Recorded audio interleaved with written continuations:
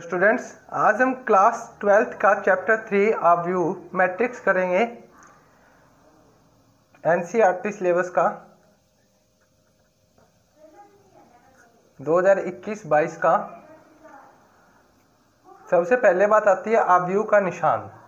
Matrix यानी अवयव का निशान कैसे पहचाने में अवयव है, तो उसका निशान एक तो ये होता है, एक इसको इस प्रकार से भी शो कर सकते हैं और एक इसको इस प्रकार से शो करते हैं।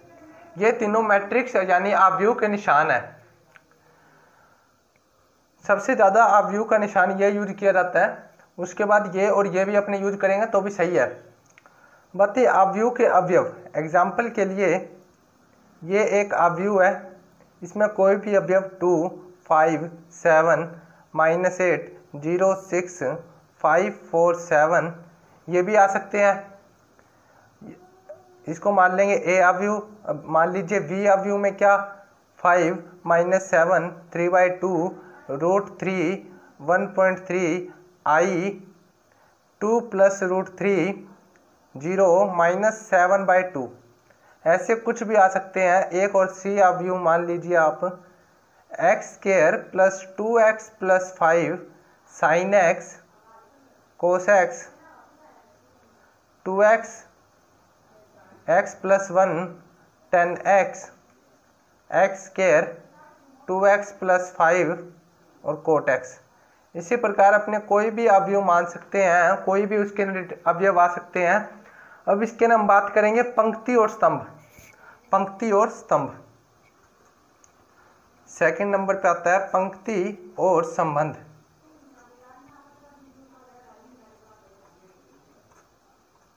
कोई भी क्वेश्चन करने से पहले हमें उसके बारे में पूरी चीज की जानकारी होनी चाहिए। ऐसे ही नहीं कि सीधा क्वेश्चन स्टार्ट कर दिया फिर वो होगा नहीं। पहले उसके बारे में पढ़िए, बेसिक पढ़िए, उसकी तैयारियां कीजिए क्वेश्चन करने के लिए, किस किस सूत्र का कहाँ पे यूज होगा, उसके बाद ही क्वेश्चन आपसे होगा।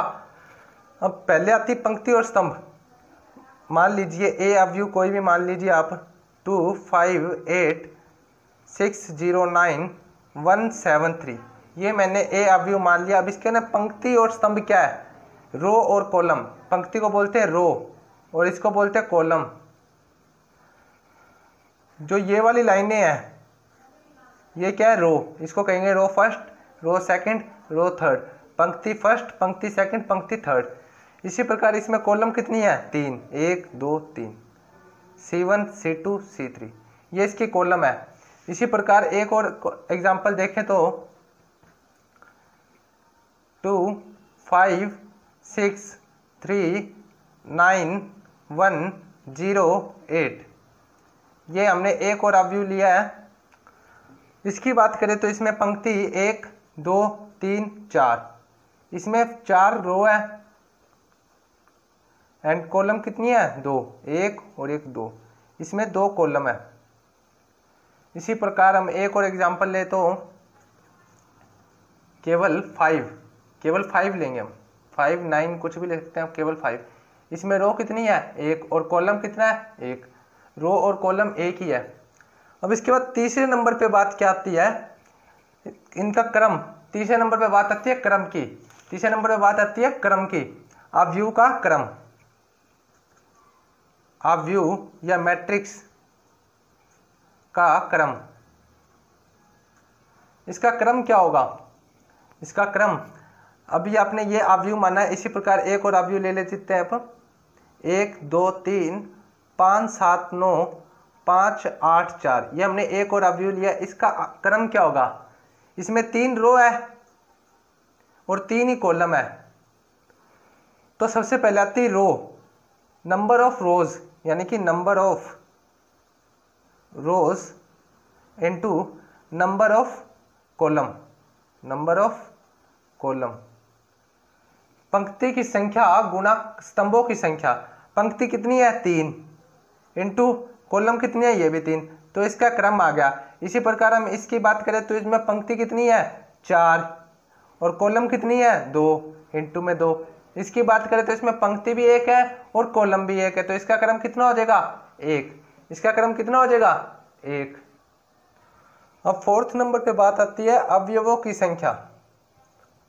अवयवों की संख्या, अवयवों की संख्या किस प्रकार ज्ञात करें। जो हमारी मैट्रिक्स होती है, ये हमारी मैट्रिक्स है, ये हमारी मैट्रिक्स है, इसके अवयवों की संख्या कैसे ज्ञात करें। इसमें अवयव कितने हैं, गिन के, अपने आप सीधे गिन के नहीं लिख सकते कि इसके ना अपने को देख के पता लग रहा है 9 है तो हम इसके गिन के लिख देंगे, नहीं। अवयवों की संख्या को ज्ञात करने के लिए हम इसकी नंबर ऑफ रोज, जो नंबर ऑफ रोज पंक्ति की संख्या है उसको, और जो कॉलम की संख्या उसका इनटू करा के लिखेंगे 9। इसी प्रकार 4 3 2 1 9 2 5 2 ये है। इसके अंदर रो कितनी है 4 एंड कॉलम 2, तो हम इसके लिखेंगे, इसके अवयवों की संख्या 4 × 2 = 8। सबसे पहले ऊपर लिखेंगे number of rose into number of column, number of column, इस प्रकार लिखेंगे। अब आप एक नोट लगाइए, आप वीडियो को पॉज करके साथ साथ नोट कर लीजिए करें। किसी मैट्रिक्स में m पंक्तियों व n स्तंभ हो तो उस मैट्रिक्स का क्रम m × n होता है। उस मैट्रिक्स का क्रम m × n होता है। इसी प्रकार आप एक और नोट लगाइए, किसी मैट्रिक्स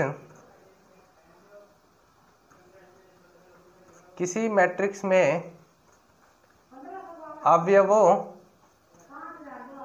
अवयवों की संख्या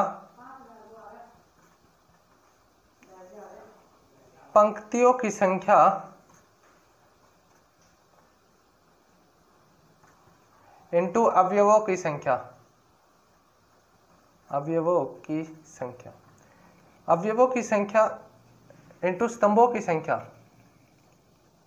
ये बात मैं पहले ही बता चुका हूं आपको, number of rose into number of column, पंक्तियों की संख्या गुणा स्तंभों की संख्या को गुणा करेंगे तो अवयव आ जाएंगे।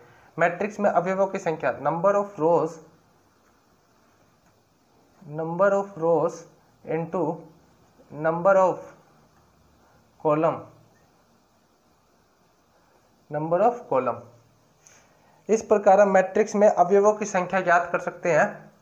अब क्वेश्चन किस प्रकार आएगा, आपकी बुक में क्वेश्चन पूछ सकता है, वो को दे देगा 6 अवयवों वाले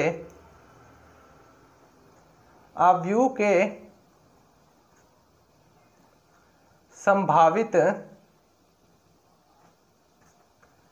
क्रम क्या होंगे। यानी कि वो अपने को 6 अवयव दे देगा। मान लीजिए उसने अपने को 6 अवयव दे दिए, 1 2 3 4 5 6, उसने अपने को 6 अवयव ये दे दिए, ये अपने को 6 अवयव दिए हैं। अब उसने पूछा इसके क्रम क्या होंगे। क्रम यानी कि 2 × 3 होगा या 3 × 2 होगा या 5 × 2 होगा, इस प्रकार इसके क्रम क्या होंगे। अपने पहले इसको व्यवस्थित कर लेंगे व्यवस्था द्वारा, 1 2 3 4 5 6, मेरे को इस प्रकार लिखा। इसके ये सही जा रहा है। क्रम कितने आएंगे इसके, 6 रोज बन रही है इसके अंदर और कॉलम कितनी है 1, तो 6 × 1, ये तो हो गया फर्स्ट। और देखते अपने इसको हम इस प्रकार भी लिख सकते हैं 1 2 3 4 5 6, तो इसके ने क्या होगा 1 रो है एंड 6 कॉलम है। इसी प्रकार अब अपने को 6 चाहिए तो 3 × 6 2 भी 6 होता है, 3 × 2 6, तो हम इसको 1 2 3 4 5 6 इस प्रकार भी लिख सकते हैं कि 2 तो रोज हो जाएगी और 3 कॉलम हो जाएगी। और इसी प्रकार हम इसको इस प्रकार भी लिख सकते हैं 1 2 3 4 5 6, 3 रोज एंड 2 कॉलम। बस इसके संभावित क्रम केवल 4 ही होंगे। अगर अपने इसको 5 × 2 में लिखते हैं 1 2 3 4 5, 5 तो ये आगे बचा 1, अब उसको इधर लगा देंगे तो ये सारी जगह खाली रह जाएगी, बनेगा ही नहीं ये। 4 × 2 में देख लेते हैं अपने 1 2 3 4 1 2, इसमें भी नहीं बनेगा। बस इसके आप बना के देख लीजिएगा, बाकी बनाना चाहो तो नहीं बनेंगे, केवल इसके 4 ही बनेंगे, 6 × 1, 1 × 6, 2 × 3, 3 × 2। आप इसमें इसको बिना लिखे भी आप सीधे इसके क्रम लिख सकते हैं, ये कोई ज़रूरी नहीं है कि लिखना ही लिखना है। अब आप एक और क्वेश्चन देखिएगा,